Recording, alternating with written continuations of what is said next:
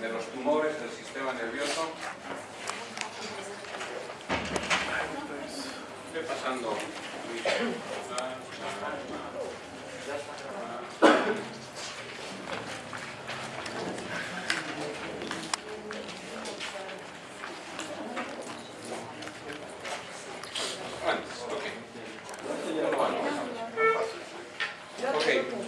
Esto ya lo vimos, Sí. pero vamos a pasarlo un poquito rápido para recordar, porque probablemente esto sea lo más importante de todo este tema de los tumores. Uno de los tumores más frecuentes es el adenoma de hipófisis. La siguiente diapositiva. Este adenoma, como les dije antes, puede pertenecer a uno de estos dos grupos. Un adenoma que altera las hormonas, es decir, productor de alguna de estas hormonas, o no productor, es decir, no altera ninguna de las hormonas. Y la manifestación neurológica es por compresión, por crecimiento. Ahora sí, la anterior. Dentro de las manifestaciones clínicas pueden ser, si es por crecimiento, el tumor crece en la silla turca y comprime al quiasma óptico. Y obviamente lo que va a producir en forma clásica es la hemianopsia bitemporal. Se van cerrando los campos temporales, como el caballo cochero, y el paciente simplemente tiene la visión de los campos nasales, la parte interna. Esa es la forma de presentación de los adenomas de hipófisis no productores. Otra forma de presentación es la cefalea, es decir, son pacientes con dolor de cabeza, toman medicación, paracetamol, aspirina, va pasando, el tumor va creciendo. Como no produce ninguna alteración hormonal, entonces el paciente cree que es una cefalea tensional, migrañosa o de cualquier otra etiología. Justo como hoy acabo de ver a una paciente de 22 años, muy joven, que tenía cuadros de dolores de cabeza, muy leves, moderados, se automedicaba, y a partir del día, creo que jueves de la semana pasada, de repente se tiene como una especie de película en el ojo derecho, como una película oscura que cubre el ojo derecho y no logra ver. Va avanzando el problema al otro ojo, el otro ojo igual se cubre como una tela oscura, pierde la visión del ojo derecho y el ojo izquierdo lo único que ve son bultos. Es decir, puede ver personas moverse, etcétera, pero no puede ver con claridad qué persona es, detalles, ¿no es cierto?, o colores, no logra ver. Ve bultos que se mueven, sombras, manos, etcétera, pero no ve con detalle, eso con el ojo izquierdo. ¿Qué es lo primero que hace el paciente con ese problema? Va con el oculista, ¿no es cierto? Es un problema de la visión. Va con un primer oculista, con una doctora, y la doctora revisa a la paciente, ve que no hay ningún problema en la visión y con mucho conocimiento le manda a hacer una tomografía con contraste de cráneo. Le hacen la tomografía con contraste y el radiólogo lo reporta como normal, que no hay ninguna alteración endocraneal. Entonces el diagnóstico está peor. No ve nada con un ojo, el otro ojo solamente ve bultos, sombras, siluetas, con una tomografía endocraneal normal, con una valoración oftalmológica normal. La llevan con otro oftalmólogo y el otro oftalmólogo, también con mucho conocimiento, le dice: yo no le veo nada en la visión, vaya con el neurocirujano. Me la envían. Uno de los grandes problemas es, en este caso, es haber hecho una tomografía con contraste de inicio. Siempre les dije en las clases y les repito, hay que respetar el orden. primero siempre debe ser una tomografía simple, sin contraste. Y de acuerdo a los hallazgos se completa con una tomografía contrastada. ¿Por qué? La sangre, ¿de qué color se ve en la tomografía cuando es agudo? Blanco. ¿Y el contraste cómo se ve? Blanco. Entonces, cuando uno ve algo blanco, puede decir, esto es contraste, o puede decir, esto es sangre. Difícil saber. Ese es el problema de hacer una tomografía de entrada contrastada. Siempre hay que hacer primero una tomografía simple. Si se hubiera hecho una tomografía simple y aparecía una zona hiperdensa blanca, el diagnóstico estaba hecho. Pero como le hicieron con contraste, pensaron que esa zona blanca era el contraste, por eso lo reportaron como normal. Entonces le mandé a hacer resonancia magnética y en la resonancia sale hemorragia en la glándula hipofisiaria. A ese cuadro se conoce como apoplejía hipofisiaria. Esto anoten porque no está en las diapositivas. Se llama apoplejía hipofisiaria. Es decir, es un sangrado súbito en la hipófisis. Es un cuadro vascular. Sangra súbitamente. Por eso es que la paciente perdió la visión rápido, en un día. Es un cuadro vascular, sangrado. Cuando se presenta una apoplejía hipofisiaria, la conducta debe ser también rápida. Es una emergencia. Hay que drenar esa hemorragia para tratar de salvar la visión. Hay que drenar. Y otra forma de presentación de estos tumores no productores es la hipertensión endocraneal, sobre todo cuando ya adquieren tamaños mayores, ¿no es cierto? Hacen cefalea, vómitos, papiledema, la triada clásica de la hipertensión endocraneal. Pero esto ya es cuando son tumores grandes. En cambio, los productores, dependiendo qué tipo de hormonas van a alterar, se presenta la manifestación clínica. De los tumores, de los adenomas productores, el más frecuente es el prolactinoma, el que produce alteración de la prolactina. Ya hablamos en la clase previa, se manifiesta clínicamente por amenorrea y galactorrea. Esa es la forma clásica de presentarse del prolactinoma. Y en los varones, disminución o ausencia de líbido. En cambio, si altera la hormona de crecimiento, dependiendo a qué edad se presente el tumor. Si es antes de que cierre el cartílago de crecimiento, el paciente tendrá gigantismo. Si este tumor aparece después de que ya se cerraron los cartílagos de crecimiento, el paciente tendrá acromegalia. Siguiente. Siguiente. Pueden preguntar. Gigantismo, acromegalia. Es una facies, un tipo corporal muy clásico de reconocer. Tienen macroglosia, tienen labios gruesos, tienen prognatismo, que es la proyección anterior de la mandíbula inferior, tienen espalda ancha, nariz ancha, es decir, todo aumenta porque aumentan los huesos esponjosos o huesos cortos, a diferencia del gigantismo que crecen los huesos largos. Siguiente. Entonces, fíjense, de todos los productores, el más frecuente es el prolactinoma. 27% de todos los tumores corresponde a los tumores productores de prolactina.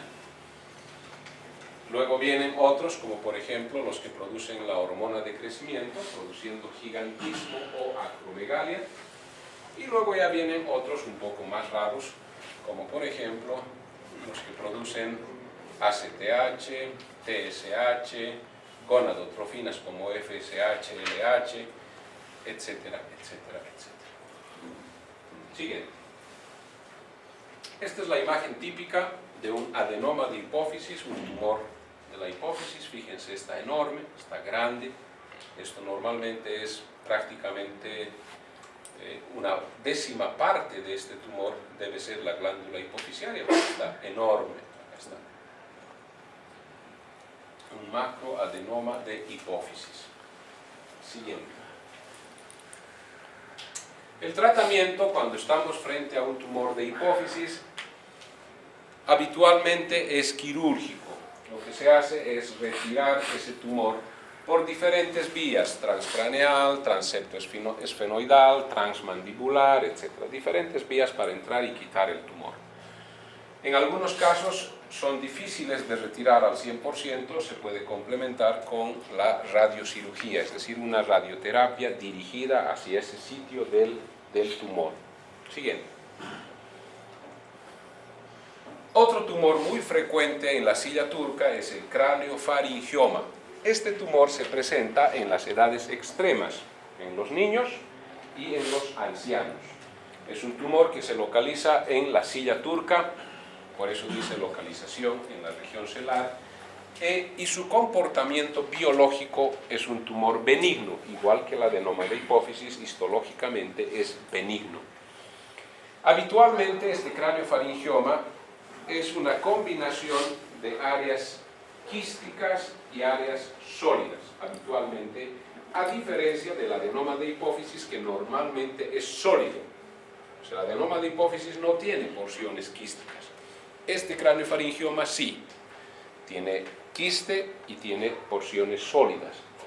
Además, otra característica del craneofaringioma es que tiende a calcificarse, es decir, en alguna parte de ese tumor hay calcificaciones. Entonces, cuando uno ve una imagen que contenga agua, quiste, que contenga una porción sólida y que además esté calcificado, sin lugar a dudas que corresponde a un craneofaringioma. Siguiente. Acá está la imagen, fíjense la porción quística, la porción sólida, que es la que produce el líquido, y su hallazgo histopatológico para confirmar la lesión del craneofaringioma.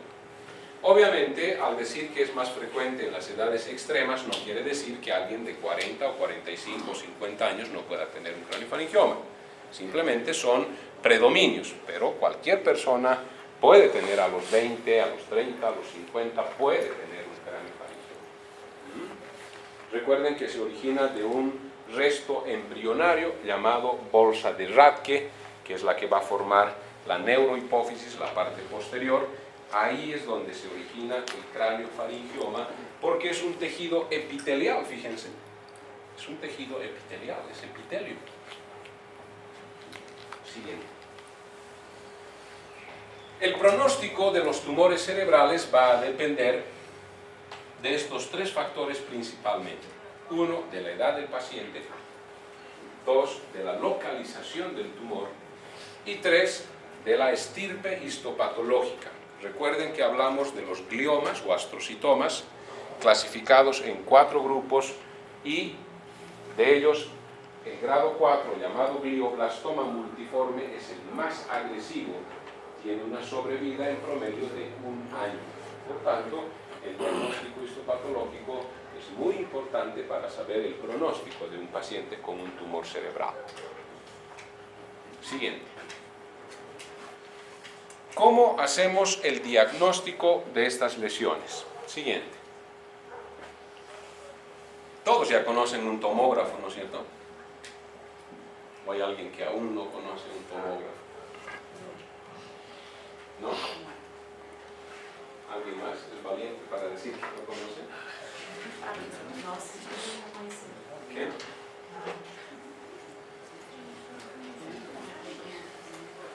Entonces, el diagnóstico inicial se lo hace por imagen. Y el primer estudio que se realiza en estos pacientes con sospecha de tumores es una tomografía de cráneo. Porque hay que definir en la imagen varias cosas. 1, si el tumor está dentro del cerebro o está fuera del cerebro. A eso se llama tumor intraaxial o tumor extraaxial.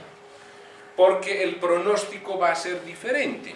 Normalmente los tumores intraaxiales tienen un peor pronóstico porque destruyen el parénquima cerebral.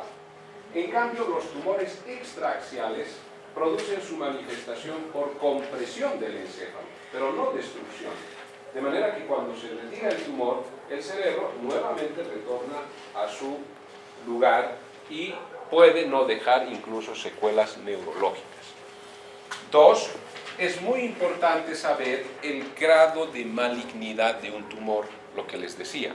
Por ejemplo, astrocitoma, no es lo mismo tener un astrocitoma grado 1, que tiene una sobrevida mayor a 14 años, que tener un astrocitoma grado 4, llamado glioblastoma multiforme, que tiene una sobrevida de 1 año, hágase lo que se haga, cirugía, radioterapia, quimioterapia.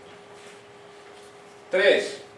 Es muy importante diferenciar por imagen si es una lesión primaria del sistema nervioso central o es lesión que ha hecho metástasis al sistema nervioso.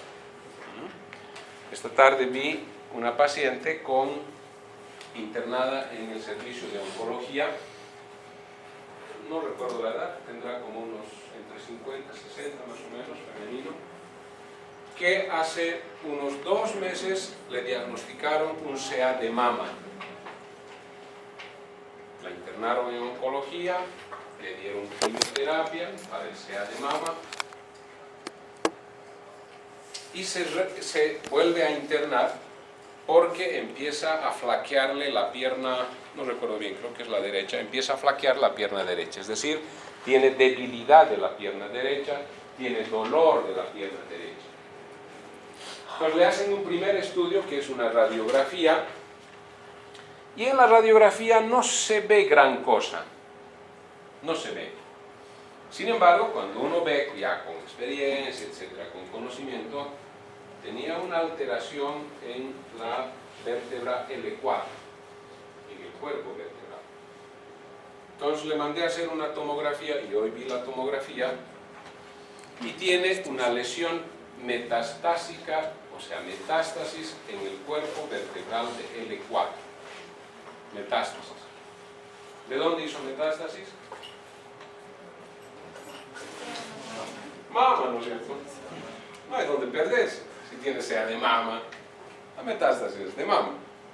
¿Cuál es la conducta quirúrgica? ¿Operar ese cuerpo vertebral? No. Ya hizo metástasis. A pesar de la quimioterapia, ya hizo metástasis. O sea que lo más probable es que exista también metástasis en pulmones, en hígado y en otras partes. Su pronóstico, malo. Ya hizo metástasis. Por eso es importante, a través de las imágenes, diferenciar si estamos frente a una neoplasia primaria del sistema nervioso o es secundaria, es decir, si es metástasis. Porque si es metástasis, ya no hay mucho que hacer. De nada sirve operarla, instrumentar esa columna, ponerle prótesis o hacer una vertebroplastía. De nada sirve, porque si ya hizo metástasis, ¿cuánto tiempo le queda? Meses.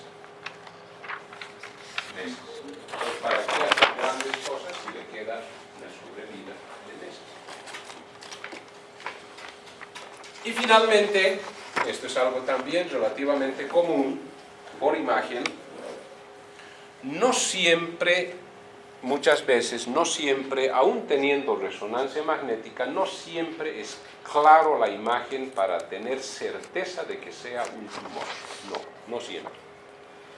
Porque si uno tuviera certeza con imagen de que es un tumor, ya no existiría la cirugía, ¿no es cierto? Si usted tiene un tumor, es maligno, va a morirse de aquí a 1 año, pues ¿para qué operar? No tendría sentido.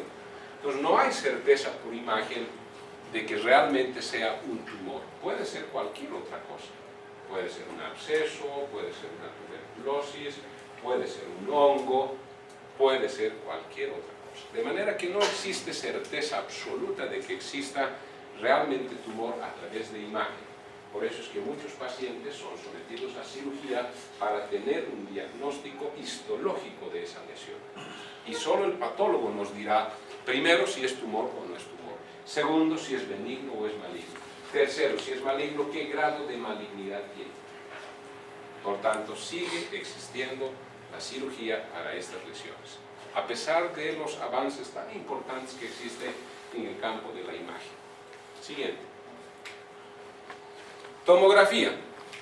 es muy útil porque la tomografía es un estudio muy accesible para la mayoría de los pacientes, tanto desde el punto de vista económico como desde el punto de vista de accesibilidad. Hoy en día no hay un lugar, creo yo, que no tenga un tomógrafo, por lo menos en poblaciones arriba de los 200.000, 300.000 habitantes. Acá en Cochabamba, que tiene cerca de 1 millón de habitantes, bueno, ya está más en el último censo, casi se llega al 1,5 millones, casi 2 millones. Hay como, por lo menos deben haber unos 14 tomógrafos aquí en la ciudad. O sea, ya hay tomografía. Por tanto, es muy accesible. Primero. 2. Nos permite hacer imágenes con y sin contraste, principalmente para diagnosticar tumores. Porque recuerden que el contraste es muy importante cuando se sospecha un tumor, porque los tumores son lesiones altamente vascularizadas, por lo tanto captan bastante el contraste. Entonces, la tomografía nos permite con y sin contraste. Tercero o cuarto, nos permite hacer un control posoperatorio, porque cuando un paciente es sometido a cirugía de un tumor, durante la cirugía, dependiendo qué tipo de tumor sea, si no tiene una cápsula, si es un tumor difuso, heterogéneo, es muy difícil saber durante la cirugía cuánto realmente se está quitando de tumor. Es muy difícil, porque todo está alterado en ese sitio. Es muy difícil saber cuánto se ha quitado del tumor. A veces uno sale de la cirugía, habla con la familia, dice todo exitoso, muy lindo, le quitamos como el 90% del tumor. Después se hace una tomografía de control y resulta que se quitó un 10-20%. Es real, ocurre. Porque no es fácil dentro, ya estando adentro, recuerden que el encéfalo es muy delicado, uno no puede tocar fácilmente el encéfalo sin dañar, ¿no es cierto? Se toca una zona y queda secuela. Entonces es muy difícil poder resecar el 100% porque no es fácil diferenciar cuál es tumor, cuál es encéfalo, cuál es gliosis, cuál es cicatriz, etc. Es muy difícil. Por tanto, tenemos la tomografía para hacer rápidamente un control postquirúrgico y ver cuánto se ha quitado de tumor. El otro dato es que la tomografía nos permite rápidamente descartar lesiones que se pueden ver en la primera imagen, entre ellas sangrados. Porque recuerden que la tomografía es muy buen estudio para ver sangre. Se ve una zona hiperdensa, aguda. Y 3, es un estudio que es rápido, es casi como una fotografía. El paciente entra al tomógrafo, pasa por la máquina, sale, eso dura 3-4 minutos y ya está hecho el estudio. ¿Sí? Es un estudio rápido. En cambio, la resonancia magnética es un estudio que dura alrededor de 45 minutos a 1 hora. Por tanto, el paciente debe estar en buenas condiciones, no debe estar intubado, no debe estar inestable hemodinámicamente para hacer la resonancia. En cambio, la tomografía no, es rápido. Y también sirve para hacer un seguimiento, una evaluación de la radioterapia en aquellos pacientes que van a ser sometidos a radioterapia, porque nos permite hacer estudios rápidamente de control previo a la radioterapia y posterior a la radioterapia, para ver cuánto se ha logrado controlar o reducir el tumor. Siguiente. ¿Se entiende lo que hablo? Siguiente. Resonancia magnética. Por supuesto que la resonancia es 10 veces mejor que una tomografía y nos muestra mayores detalles del encéfalo en diferentes proyecciones, axial, sagital, coronal, en diferentes proyecciones. 2, nos permite hacer un seguimiento del tumor para ver cuánto ha crecido, nos permite medir el tamaño del tumor con mayor objetividad y ver si ese tumor tiene un rápido crecimiento o un lento crecimiento. Nos permite ver muchos otros detalles, como por ejemplo si existe edema alrededor del tumor, quistes, hemorragias, calcificaciones, y incluso nos permite ver la vascularización de un tumor, es decir, cuán cerca del tumor está o está dentro del tumor un vaso importante. Por ejemplo, si tenemos un tumor como un meningioma en la base del cráneo o un adenoma de hipófisis gigante, muchas veces ese tumor ha crecido tanto que lo envuelve a la arteria carótida interna. Y si uno va a quitar el tumor, imagínense, uno va quitando por dentro y de repente se rompe la carótida, el paciente se muere en ese momento porque es un sangrado súbito, abundante, que no alcanza nada. Transfusiones, no alcanza nada. El paciente se muere. Entonces, para evitar eso, la resonancia es muy importante porque nos muestra los vasos que están o dentro o cerca del tumor. De manera que si uno está frente a un paciente que tiene envuelto a la arteria carótida o a cualquier otra arteria, debe tener cuidado a la hora de quitar ese tumor. O si está cerca, debe tener mucho cuidado para no lesionar esa arteria y producir secuelas devastadoras. También, igual que la tomografía, nos permite hacer controles de radioterapia, pre y post radioterapia, para hacer un seguimiento. Obviamente es mucho más exacto que la tomografía. Y otro dato muy importante que ya les hablé también en otras ocasiones es que la tomografía es un estudio malo para ver dos estructuras. Una, el tallo cerebral, y dos, la fosa posterior. Es decir, muchos pacientes que tienen lesiones en el tallo cerebral o en la fosa posterior, si solamente tienen tomografía, pueden pasarse por alto. Para esos sitios es muy importante hacer una resonancia magnética. Tallo cerebral, fosa posterior. Igual que la tomografía, también se hace con contraste. Y el contraste en la resonancia se llama gadolinio. Y nos permite ver, por ejemplo, en esta imagen, cómo capta el tumor el gadolinio, capta el contraste, por tanto es tumor. Siguiente. Otro estudio que hoy en día ya está también en diferentes partes del mundo es la angioresonancia, es decir, una combinación de angiografía con resonancia, sobre todo para aquellas lesiones vasculares. Nos permite ver, por ejemplo, la angioresonancia, si hay desplazamientos o alteraciones en la estructura anatómica de las arterias cerebrales, porque está ocupada por alguna masa, o nos permite identificar lesiones de alto riesgo, como les decía hace un momento, un tumor que envuelve una arteria y uno no lo identifica, puede tener problemas durante la cirugía. Y también nos permite identificar las relaciones anatómicas del tumor con las arterias, con los vasos, con las venas. Siguiente.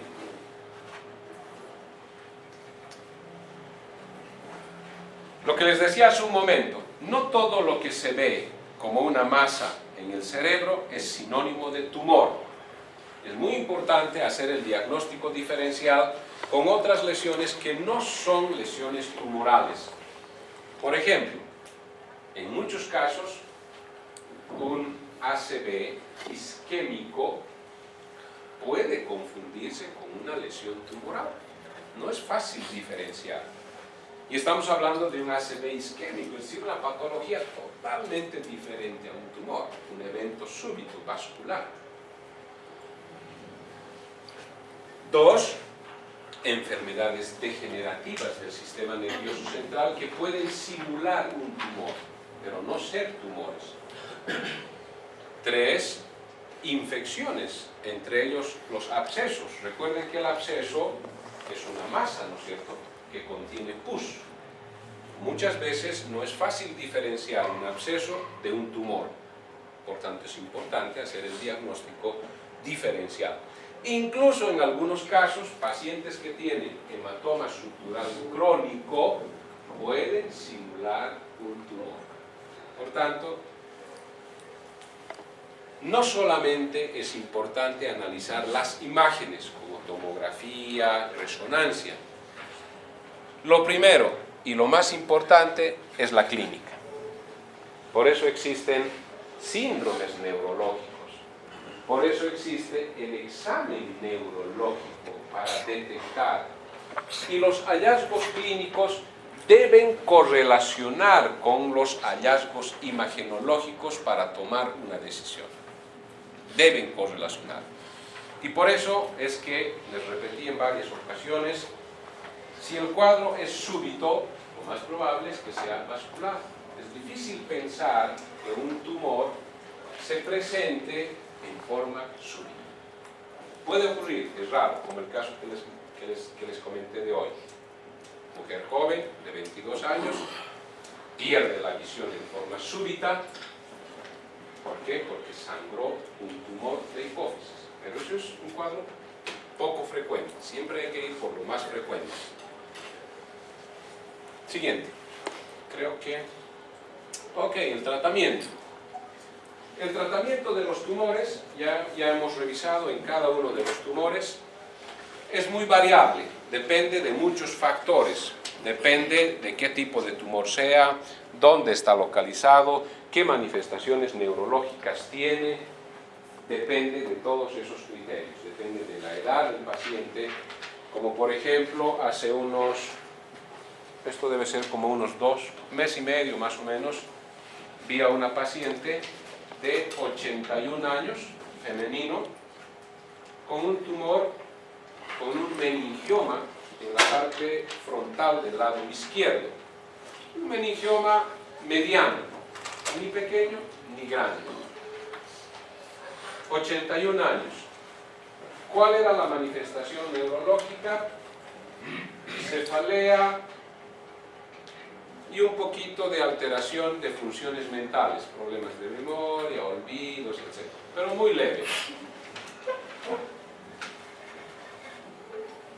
Le mando a hacer una radiografía de pulmones y tiene múltiples lesiones nodulares en los pulmones.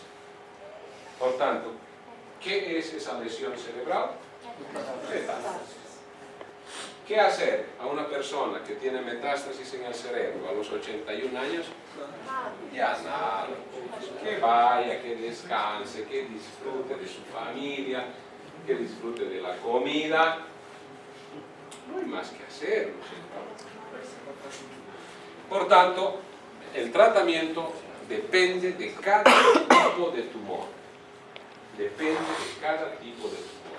Depende de la estirpe histopatológica, si es benigno o es maligno. Depende de la edad del paciente. Depende de muchos factores. Siguiente. Cirugía. La cirugía suele ser habitualmente el primer paso de tratamiento de los tumores. O sea, la mayoría de los tumores habitualmente terminan en cirugía. Esto debido a que, ya les dije, por imagen es muy difícil tener certeza si un tumor es benigno o es maligno. Y si es maligno, ¿qué grado de malignidad tiene? Es muy difícil saber por imagen. Por tanto, casi siempre terminan en cirugía porque hay que tomar biopsia o hay que resecar el tumor para saber su estirpe histopatológica. Se pueden hacer resecciones parciales, sobre todo en tumores que están localizados en sitios muy difíciles de acceder o que pueden dejar secuelas neurológicas. O, en algunos casos, pueden permitirnos realizar una resección total del tumor y el paciente se cura, sobre todo en aquellos que están localizados en áreas poco peligrosas, poco elocuentes. Se pueden hacer una serie de cirugías, resecciones parciales, completas, complementarias con radioterapia, con quimioterapia, etc. Siguiente. Radioterapia es un elemento importante en el sistema nervioso central porque es un complemento a la cirugía. Muchos tumores no son resecados al 100% y debe completarse con radioterapia para que ese poco de tumor que queda debe desaparecer con la radiación. Para eso es importante. Obviamente consiste en el uso de rayos gamma. Su propósito es eliminar las células cancerosas o reducir el tamaño de los tumores. También se pueden utilizar radioisótopos para dejar ciertas sustancias en un tumor, de manera que con el tiempo van liberando radiación y eso hace que el tumor vaya disminuyendo de tamaño hasta desaparecer. El mayor problema de la radioterapia es la dosis. Cuanto más dosis se use de radioterapia, mejor para eliminar el tumor. Pero al usar grandes dosis, producimos lesión del sistema nervioso y le dejamos secuelas. Por eso es uno de los grandes problemas, porque cuanto más dosis se utilice, más efectos colaterales tiene, más secuelas deja. Siguiente, quimioterapia. La quimioterapia es el uso de medicamentos para tratar de eliminar las células tumorales o cancerígenas.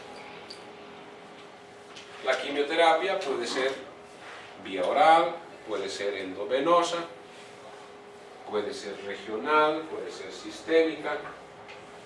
Sin embargo, a diferencia de la radioterapia, la quimioterapia tiene muy poco efectividad en el sistema nervioso central, porque las dosis que producen pocos efectos colaterales no logran atravesar la barrera hematoencefálica. Por lo tanto, las concentraciones que llegan al tumor son muy pobres. Por eso es que no logran controlar adecuadamente a un tumor en el sistema nervioso central.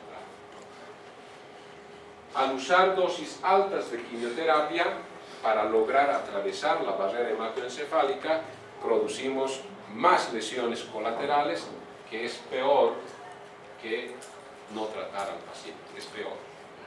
Por eso es que la quimioterapia todavía no tiene un rol importante en el sistema nervioso central, aún no tiene un rol importante. Y finalmente, el costo de la quimioterapia es muy alto. Un paciente que tenga un tumor cerebral, si se le da quimioterapia, estamos hablando fácil de unos 15 a 20 mil dólares de quimioterapia. Y si su efecto es tan pobre, todavía no tiene un rol fundamental en los tumores del sistema nervioso central.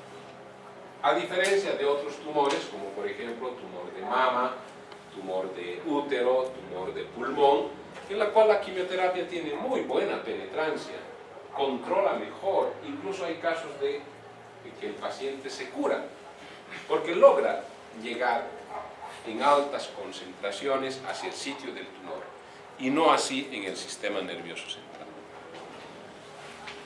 Creo que es la última. Pronóstico. El pronóstico, obviamente, igual, depende de muchos factores. Depende si es un tumor benigno, si es un tumor maligno, si es un tumor primario del sistema nervioso central o es una metástasis. Depende de la edad del paciente, cuanto más temprano, peor el pronóstico, cuanto más tarde, mejor. Depende de muchos factores. La localización del tumor, no es lo mismo tener un tumor en la base del cráneo por el polígono de Willis, que es muy difícil de llegar sin lesionar, que tener un tumor frontal, derecho, muy accesible. En cuanto se quita el hueso, se abre la dura madre, está ahí el tumor y se retira con una curación completa. No es lo mismo tener un tumor altamente vascularizado que un tumor pobremente vascularizado, porque aquel tumor que está muy vascularizado significa que tiene un crecimiento acelerado, porque lo que hace que el tumor crezca rápido es la vascularización. Cuanto más vascularización tenga, más rápido crece, en cuestión de meses. Cuanto más pobre es la vascularización, crece más lentamente y el pronóstico es mejor. Por tanto, depende de muchos factores. Si estamos, repito otra vez, frente a un astrocitoma, por ejemplo, el pronóstico dependerá qué grado de astrocitoma sea. Un grado 1 que le permite una sobrevida de más de 14 años o un grado 4, glioblastoma multiforme, que le permite una sobrevida de 1 año. Por tanto, depende de muchos factores para dar el pronóstico a un paciente. ¿Alguna pregunta?